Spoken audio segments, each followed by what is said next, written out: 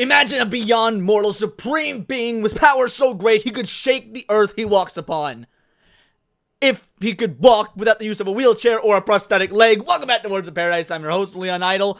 And Kotaku it's like Christmas every day with the gifts they shower upon us. So go ahead and hit that subscribe button because I'm a nerdy news channel. I bring you nerdy news every day. And what could be more newsworthy than Hades 2 addressing the first game's lack of body diversity? Oh, this is going to be so good, everybody. Hades painted a rigid picture of what godlike beauty could be, but Hephaestus is here to shake things up. And what does Hephaestus look like? Beyond a Scandinavian god, oddly enough. Yeah, a big fat obese dude in a wheelchair with a prosthetic leg. And before those of you come at me, well, to be fair, Hephaestus, he was thrown off Mount Olympus for being disabled, for being ugly. Yeah, I get it. I know my Greek mythology. However, we're talking about a video game where the Greek gods look like anime characters, so take your sanctimonious religious studies and shove them right up where the sun that Apollo carries across the skies every day don't shine. Hades is famously known for its tight action gameplay, unmatched ability to weave narrative into run-based roguelike, and for supergiant games making the pantheon of Greek gods fine as hell. I'm gonna have to steal from my boy Hypnotic when I talk about this, because as he so aptly pointed out last night, we got some authors right here talking about the Greek gods being fine as hell on a Kotaku article. When Kotaku has spent the better part of the last 2 months throwing shade at Stellar Blade for all of its, legitimate body diversity and body positivity, and that we are very positive about the body on the character of Eve. But of course, hey, it's a-okay to sexualize these male anime-looking characters that are based on the Greek gods, as long as you ain't doing it to women. So yeah, the hypocrisy is palpable. You love to see it. Kotaku can't even get their ideologies right when they're making these articles. They can't stay philosophically consistent. But I can understand why that is a lot to ask from a company such as this. The team said that beauty was a virtue in its character design, but the fact the original game lacked body diversity disappointed many. Now, I want to know who. Because I know a lot of people that played Hades. Hades was massively popular. It got loads of press. It's got loads of fans. People playing it on streams. Several of my friends are fans of it. And not a single one of them at any point ever talked to me about the lack of body diversity and about how disappointing the game was. In fact, if the bodies of the characters came up in any form of conversation, it was always about how good everyone looked, because hey, let's be real, they drew those Greek gods looking like what you would think of a Greek god. So no, the lack of body diversity didn't disappoint many. In fact, it didn't disappoint any, but whatever you gotta make up to sell your article. Thankfully, it looks like the sequel, Hades 2, is taking a step forward and taking a step forward? You're gonna use the term taking a step forward with a dude that clearly can't walk, that is in a wheelchair? Bad form, Kotaku. Taking a step forward on this front with Hephaestus, the god of the forge. Supergiant showed off Hephaestus during its lengthy technical test stream on April 17th. He's a blacksmith on Olympus. Well, looks more like a brownsmith to me, but alright, fair enough. He's a blacksmith on Olympus, one of many characters who gives the player boons to upgrade their abilities during a run. His appearance during a run. I'm not trying, guys, but like during a run. They're talking about stepping forward during a run. The guy's in a wheelchair. Also, by the way, I have to ask, what's the point of the robot leg? The very obvious robot leg? If you need the wheelchair, okay, I'm just getting a bit ahead of myself, but his appearance in the stream is brief, but his portrait has already caught the attention of fans, as he's a heavier set bear, a man who is bigger and hairier than the average Hades god. Don't put quotations like that's what bear means. We all know what bear means. Bear is a big, hairy, gay, fat dude. Like, that's what a bear is. You don't have to try and like change the name here. You're trying to call this dude a bear when that's not actually the terminology. Like that's almost, I want to say that's offensive to gay people, but frankly, I don't care if gay people are offended, so it kind of works out. He also uses a wheelchair and has a prosthetic leg, seemingly a reference to his lameness in Greek mythology as a result of a fall from Mount Olympus. You can't even get your facts straight. It wasn't a fall from Mount Olympus. He was tossed the fuck out of Mount Olympus. His mama took one look at him and said, "Damn, that's an ugly baby," and just whipped his ass off the mountain. So just Just get your lore correct. While we don't see much of him in the technical test, fans are already excited about a god who doesn't have the same body type as all the others. Show me one fan that's excited about a god that doesn't have the same body type as all the others. I know you're going to try and use this one singular tweet, this Mughaltuber here. Let's take a look at Mughaltuber. Mughaltuber here is, let's see, is a they-them Mughal witch with 141 followers, a furry VTuber, the parent of 5 tarantulas, 2 birds, and a cat. I'm not going to comment on the birds and cat part because I also actually have 2 birds and 1 cat. This is a furry Leon imposter right here. But the point is,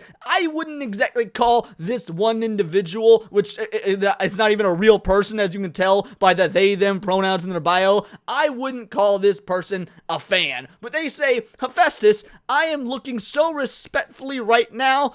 Wait, Hephaestus, I am looking so respectfully right now. What the fuck does that even mean? We need more fat and disabled people. He is so beautiful, and I love him so much. I was under the impression that being fat was a disability. I mean, isn't it always the fat fuckers at Walmart that just decide to hop on those little scooters when they're riding down the alley to get themselves more Cheez-Its and Oreos? Like, I thought those scooters were meant for people with disabilities. So by that logic, we already have the fact that he's fat is a disability enough. But now, you gotta triple down on the disabilities. Because again, he's ugly. We can consider ugly being a disability. Now, of course, they didn't actually add that into the artistic persuasion here, because hey, when you're drawing and making everyone look like an anime character, even ugly anime characters gotta look somewhat ridiculously good for whatever reason. So yeah, he's fat, he's disabled, he don't have a leg, he's in a wheelchair. Like, this is the legitimate, like, the Dungeons and Dragons wheelchair situation all over again. It was retarded then, it's retarded now. What does Aquila had to say? The new god portraits in Hades 2 are so tasty. Alright, this doesn't look bad. I'm gonna assume that's Artemis, but I don't know. Maybe Hera? Definitely Aphrodite. And then Hephaestus. By the way, Aphrodite, for those who don't know the Greek mythology, married to Hephaestus. So homeboy must be doing something right. Like for somebody that's in a wheelchair, that's paraplegic, his downstairs section gotta work if he's married to Aphrodite. Also, speaking of marriage and the downstairs region, it just occurred to me, Kotaku is over here thirsting over stuff about Greek mythology when, like, the vast majority of the male gods in Greek mythology aren't exactly known for keeping it in their collective pants. In fact, a lot of times, there's some non-consensual sexual interactions going on. A whole lot of R to the A to the P to the E goes down in that Greek mythology. So you would think that Kotaku would be throwing a fit about that, but no, of course not, because they got one-track minds, because they can't think outside the box. Like I said earlier, they can't stay philosophically consistent. But let's take out this Aquila portrait here. Oh, look at that! Another they-them! Is anybody surprised that yet another they-them is the one celebrating the fat fuck version of Hephaestus? Non-binary and bi. Writer. Jewish goth. Oh, I'm sure that following that Jewish religion is very happy with you being a they-them, non-binary, and bi. Of course you got a Tumblr. You would have a Tumblr. Guys, these are the 2 people who are very excited to see fat paraplegic Hephaestus here. Is there any more? Oh my god, they keep going. All right. $10, they, them, come on, big money, no whammy, oh, there it is, boys, they, them, we got that turkey, we got that triple, 3 for 3 on the they, thems. Oh, you can't make this up. I'm not gonna ruin the streak. I'm not gonna check Outstar. I'm not gonna ruin the streak. When Hades left early access in 2020, the Kotaku staff writer Ash Parrish talked with Supergiant about the teams making everyone in the roguelike hotter than the fires of Hades. Studio co-founder Greg Cassavin explained that, as gods, it felt they would naturally be easy on the eyes as they embody the beauty of certain ideas. I mean, I like where he's going with that. That's a totally fine mentality to have. What beauty do you guys get out of this? Because, yeah, big can't be beautiful. Like, men or women. There's no such thing as a beautiful fatty. I'm gonna be real. That's why Ethan Suplee, who used to play the fat fuck on My Name is Earl, used to be completely disgusting to look at, despite being a very funny individual. And then, he knew that was bad, and got jacked. So, just throwing that out there. For all you that are curious, no, there's no such thing as big being beautiful. For some of our characters, their attractiveness is in fact part of who they are, Cassavin said. Aphrodite and Dionysius spring to mind. For chaotic gods such as Nyx or Thanatos, I think their beauty is more effortlessly incidental. They are the personifications of those profound concepts such as night and death. We felt how could they not be beautiful? However, that also raised questions about what is and isn't considered beautiful under that framework. If all the Greek gods are shredded, swollen, otherwise fit and able-bodied, they're afraid to use the term cripple, does that make fatness and differently able bodies, again, does that make fatties and cripples somehow antithetical to the idea of beauty? Yes, it does. You want to know why? Because there's no such thing as a beautiful fatty, and probably no such thing as a beauty cripple, depending on like the level of crippleness. If there's any cripple ladies watching this, feel free to deem me some pics, and I will judge your hotness to cripple ratio. That could be a little fun. I joke, I jest, I kid. That was certainly the feeling some folks had at the time. As Wired pointed out in 2021, the only fat characters that appear in the first Hades game are the wretched lout enemies. While and it should have stayed that way. Definitely murder the fatties, according to the game's codex entries, have been reduced to merely their most base of negative impulses. The implication that fat characters are the natural result of someone losing all self-control is not great, but it's accurate. But it seems like Supergiant has taken that criticism to heart. Whether Hephaestus is a one-off deviation from how Hades and its sequel depict godlike beauty, or foreshadowing of greater body diversity, because that's what we want, boys and girls, greater body diversity. I'm gonna be real.